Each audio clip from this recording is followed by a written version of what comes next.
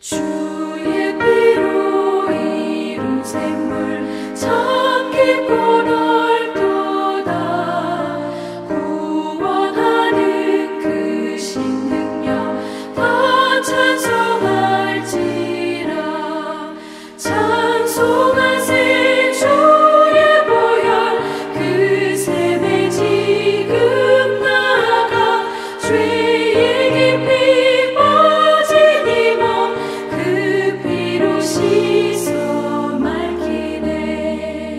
죄악 세상 이김으로 거룩한 길 가는 나의 마음 성전 삼고 주께서 계시네.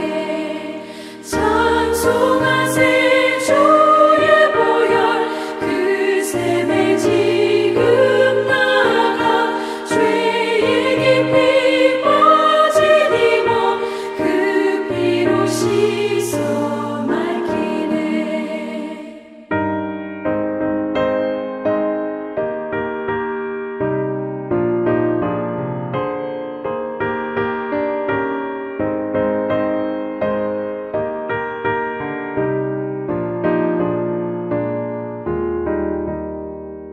주 예수를 깊이 아는 놀라운 그 은혜, 하늘나라 즐거움이 매일 새롭도다.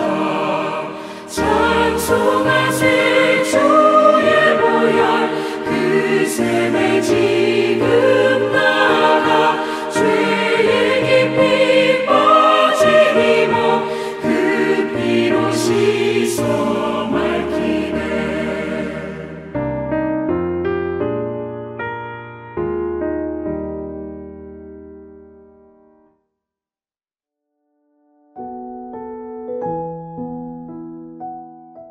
하늘에 계신 우리 아버지, 아버지의 이름을 거룩하게 하시며 아버지의 나라가 오게 하시며 아버지의 뜻이 하늘에서와 같이 땅에서도 이루어지게 하소서. 오늘 우리에게 일용할 양식을 주시고 우리가 우리에게 잘못한 사람을 용서하여 준 것 같이 우리 죄를 용서하여 주시고 우리를 시험에 빠지지 않게 하시고 악에서 구하소서. 나라와 권능과 영광이 영원히 아버지의 것입니다. 아멘.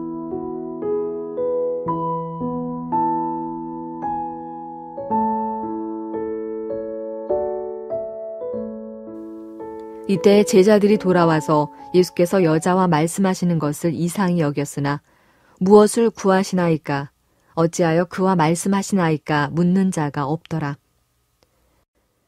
여자가 물동이를 버려두고 동네로 들어가서 사람들에게 이르되 내가 행한 모든 일을 내게 말한 사람을 와서 보라. 이는 그리스도가 아니냐 하니 그들이 동네에서 나와 예수께로 오더라. 그 사이에 제자들이 청하여 이르되 랍비여 잡수소서. 이르시되 내게는 너희가 알지 못하는 먹을 양식이 있느니라. 제자들이 서로 말하되 누가 잡수실 것을 갖다 드렸는가 하니 예수께서 이르시되 나의 양식은 나를 보내신 이의 뜻을 행하며 그의 일을 온전히 이루는 이것이니라. 너희는 넉 달이 지나야 추수할 때가 이르겠다 하지 아니하느냐. 그러나 나는 너희에게 이르노니 너희 눈을 들어 밭을 보라. 희어져 추수하게 되었도다. 거두는 자가 이미 삭도 받고 영생에 이르는 열매를 모으나니 이는 뿌리는 자와 거두는 자가 함께 즐거워하게 하려 함이라. 그런즉 한 사람이 심고 다른 사람이 거둔다 하는 말이 옳도다. 내가 너희로 노력하지 아니한 것을 거두러 보내었으니 다른 사람들은 노력하였고 너희는 그들이 노력한 것에 참여하였느니라. 여자의 말이 내가 행한 모든 것을 그가 내게 말하였다 증언하므로 그 동네 중에 많은 사마리아인이 예수를 믿는지라. 사마리아인들이 예수께 와서 자기들과 함께 유하시기를 청하니 거기서 이틀을 유하심에 예수의 말씀으로 말미암아 믿는 자가 더욱 많아 그 여자에게 말하되 이제 우리가 믿는 것은 내 말로 인함이 아니니 이는 우리가 친히 듣고 그가 참으로 세상의 구주신 줄 알미라 하였더라.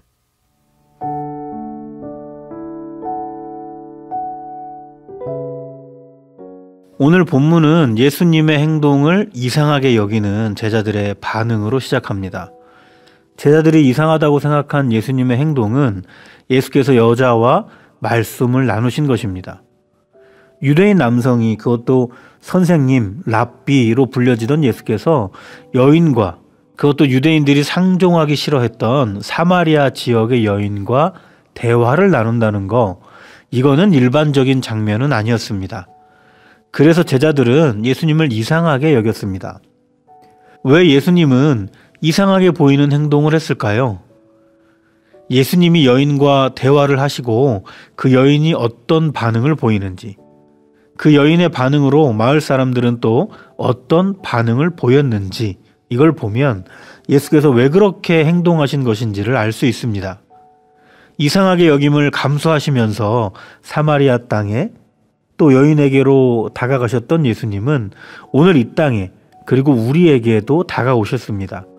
본문을 살펴가면서 예수님이 나에게 오신 이유도 함께 알아가 보도록 하겠습니다. 예수님께서 여인과 무슨 대화를 나누셨는지 오늘 본문에는 나오지 않지만 앞에 있는 성경에서 그것을 잘 알려줍니다. 예수님이 곧 그리스도, 그러니까 구원자이시라는 거, 예수님을 통해서 영원히 목마르지 않게 되는 생수, 즉 성령을 얻게 된다는 것, 예루살렘이나 사마리아나 예배를 어디서 드리느냐, 이게 중요한 것이 아니라 우리가 그리스도를 통해서 하나님께 예배 드리는 거, 누구에게 예배 드리는가, 이게 중요하다는 것, 한마디로 복음에 관해서 대화를 나누신 것입니다. 여인은 처음 들어보는 복음을 예수님을 통해 들은 것이죠. 복음을 다 들은 여인은 어떻게 반응할까요? 28절에 보면 여인의 행동을 두 가지로 설명합니다. 물동이를 버린 것, 마을로 뛰어 들어간 것, 이것이죠. 물동이는 여인이 우물에 온 가장 중요한 목적이었습니다. 물동이로 물을 기르러 왔는데 다른 더 중요한 것이 있을 수가 없죠. 그런데 복음을 듣고 여인에게 중요한 우선순위가 완전히 바뀐 겁니다. 그래서 애써 가져온 물동이를 버립니다. 복음은 말 그대로 기쁜 소식입니다. 이 소식이 내 안에 들어왔을 때 가치관이 바뀌는 기쁜 일이 일어나는 것이죠. 물동이를 버리고서는 마을을 향해 뛰어갑니다. 우리는 여인이 아무도 물을 기르러 나오지 않는 가장 뜨거운 한낮에 우물에 나왔다는 것을 이미 알고 있습니다. 자신의 처지가 기구한데 주변 사람들이 그런 자신을 보고 손가락질하고 무시하고 욕하는 것 같았기 때문입니다. 그래서 사람들을 피하며 살게 됐고, 물을 기르러 나가는 그 가장 원초적인 일을 할 때에도 따가운 시선을 피해서 가장 뜨거운 태양 아래 우물로 갔던 것입니다. 그런데 복음을 받은 여인은 자신이 지금까지 피했던 마을 사람들에게로 뛰어 들어가는 겁니다. 복음을 만나고 기쁨이 내 안에 생기니까 사람들이 손가락질 할 것이라는 두려움, 나를 보고 수군거릴 거라는 그 강박, 내 처지가 불행하다는 스스로의 그 생각들, 이게 다 깨져버린 것이죠. 여인의 생각은 이렇게 완전히 변하게 됩니다. 마을로 달려간 여인은 마을 사람들에게 먼저 다가서서 우리가 기다리던 구원자가 바로 저기 계신다고 선포합니다. 마을 사람들은 갑자기 떠드는 여인의 말이 이상하게 들렸을 겁니다. 그때 여인이 말합니다. 29절에 저분은 내가 행한 모든 일을 나에게 다 말했습니다. 오늘 처음 만난 분인데 저분이 나에 대한 모든 것을 다 알고 계시더라, 이렇게 말한 것이죠. 지금 말로 하면 간증을 한 겁니다. 자신이 받은 복음이 진리인 것을 깨달은 이 여인은 다른 사람들도 이 진리 안으로 들어갈 수 있도록 복음을 선포하고 선포한 복음의 신빙성을 높이고자 간증을 했던 것이죠. 전도를 한 겁니다. 왜 예수님께서 이상히 여김을 받으시며 사마리아 땅으로 또 여인에게로 다가가신 겁니까? 그 여인에게 복음을 심어주시고 전도하는 삶을 살게 하시려고 그렇게 하신 것이죠. 제자들과 예수님 사이의 식사에 관한 대화를 보면 예수님의 비전이 무엇인지 잘 나타납니다. 제자들이 예수님께 음식을 전합니다. 그러나 예수님은 나에게는 더 고귀한 음식이 있다고 말씀하십니다. 34절에 보면 그것은 나를 보내신 이의 뜻을 행하는 것, 그분의 일을 온전히 이루는 것, 이것입니다. 오늘 우리가 읽은 본문 안에서 이것은 복음이 전해지는 일, 전도입니다. 사마리아 여인에게 오셨던 것처럼 예수님은 우리에게도 오셨습니다. 우리에게도 복음을 심겨 주셨습니다. 그래서 우리는 그리스도인으로 살아가고 있죠. 그러면 우리에게도 전도의 사명을 주셨다는 말입니다. 그런데 여기서 한 가지 생각해 볼 것이 있습니다. 내가 잘 믿으면 되는데 굳이 전도까지 해야 하는가? 전도는 부담스러운 일인데 예수께서 나에게 오신 것이 나를 전도자로 서게 하는 것이라면 이것은 나에게 무슨 유익이 있는가 하는 겁니다. 나에게 내키지 않고 어려운 일임에도 나는 그러면 억지로 해야 되는가? 그러나 예수님은 전도를 통해서 우리가 얻게 될 것을 분명하게 설명합니다. 36절에 보면 하나님의 즐거움에 참여하는 겁니다. 여기에서 전도를 하는 우리를 추수하는 자로 표현합니다. 그럼 심고 갖고 오신 분은 누구일까요? 하나님이죠. 추수 때 추수된 곡식들이 잘 쌓여가는 것을 보면 심고 갖고 온 자가 얼마나 즐겁겠습니까? 그런데 추수하는 우리들, 그러니까 전도하는 우리들 역시 하나님이 느끼시는 이 즐거움에 함께 참여하게 된다는 말입니다. 전도는 다단계처럼 회원수를 늘리는 그 기계적인 일에 내가 도구처럼 동원되는 것이 아닙니다. 내가 하나님의 뜻을 행하는 일, 내가 그분의 일을 온전하게 이루는 일, 그렇게 영적인 양식을 내가 풍족하게 먹는 일, 내가 하나님의 즐거움에 동참하는 일이 된다는 것이죠. 결국은 하나님 나라를 향한 복된 일이고 나를 영적으로 풍성하게 만드는 즐거운 일이 전도라는 말입니다. 예수께서 사마리아 여인에게 또 우리에게 오신 목적은 우리가 먹을 영적 양식을 풍성하게 하시려고 하나님의 즐거움에 동참하는 그 기쁨을 주시려고 우리에게 오신 겁니다. 예수님을 만나고 여인은 우물에 온 가장 중요한 목적이었던 물동이를 던져버렸습니다. 복음의 기쁨 앞에서 더 이상 그게 중요하지 않았던 겁니다. 그러면 우리들은 어떻습니까? 머리에 이고 허리에 지고 왔던 물동이들은 지금 어디에 있습니까? 던져졌습니까? 아니면 아직도 우리 머리에, 우리 허리에 얹어져 있습니까? 복음을 만난 저와 우리 모두에게 가치관의 변화가 일어나기를 바랍니다. 진정으로 가장 중요한 것이 무엇인지 그 순서들이 다시 정리되는 역사가 우리 안에 일어나기를 바랍니다. 예수님을 만나고 여인은 그토록 피하던 마을 사람들에게로 뛰어들어갔습니다. 계속 땅만 보고 걸었던 이유, 사람들이 다니지 않는 때를 골라서 다녀야만 했던 이유, 마을에서 죽은 듯 지냈던 이유가 무엇이었습니까? 내 처한 상황을 조롱하는 것 같은 마을 사람들의 눈초리, 그들의 곱지 않아 보이는 시선, 나를 무시하는 것만 같은 표정들, 온통 나를 위축시키는 생각들 때문이었습니다. 그러나 예수님을 만나고 복음을 받은 여인은 이제 더 이상 그런 것들에 연연하지 않는 겁니다. 복음이 깨닫게 해준 그 기쁨이 지금까지 나를 괴롭히던 시선들보다 더 컸기 때문입니다. 그러면 우리들은 어떻습니까?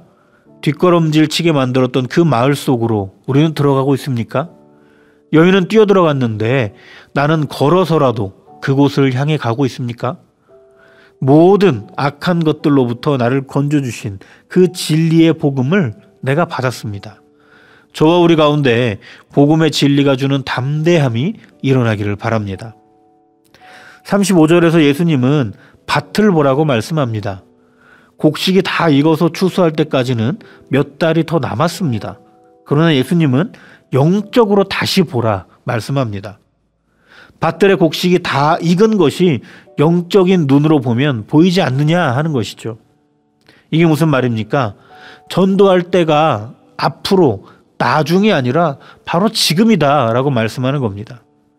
하나님의 일을 행하고 하나님의 일을 온전히 이루면서 하나님의 즐거움에 참여하는 그 기쁨의 삶을 살아갈 때가 바로 오늘이라고 말씀하는 것이죠.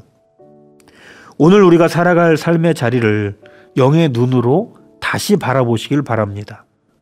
밭들이 휘어져서 추수할 때가 된 것이 보일 것입니다. 바로 오늘, 바로 그 자리에서 전도의 삶을 살라고 초청하시는 예수님의 음성을 들어보십시오. 그 비전을 품고 우리에게도 주시려고 사마리아의 여인에게로, 오늘 우리에게로 예수님은 찾아오셨습니다. 전도의 고됨이 아니라 그것이 주는 하나님의 즐거움에 참여하는 기쁨으로 우리를 초대하시는 것이죠. 주님 주시는 복음의 기쁨을 누리시고 그분이 주시는 비전을 나의 소명으로 받으시고 결국에는 하나님의 즐거움에 참여하는 복된 신앙인의 삶을 살아가는 저와 우리 모두가 되기를 바랍니다. 기도합니다. 거룩하신 하나님, 사마리아 땅으로 그 여인에게로 찾아오신 예수께서 오늘 나에게도 찾아오셨음을 말씀을 통해 느낍니다. 내 안에 잊혀진 복음의 기쁨이 다시 샘솟게 하여 주옵소서. 그 진리 앞에서 가치관이 변하고 생각이 달라지게 인도하여 주옵소서. 바로 오늘이 추수할 때임을 알고 전도자로 살아가게 하셔서 하나님이 누리시는 즐거움에 저도 참여하는 복을 누리며 살게 하옵소서. 예수님의 이름으로 기도합니다. 아멘. 계속해서 오늘 주신 말씀에 따른 더 깊은 묵상과 기도를 이어가시기 바랍니다.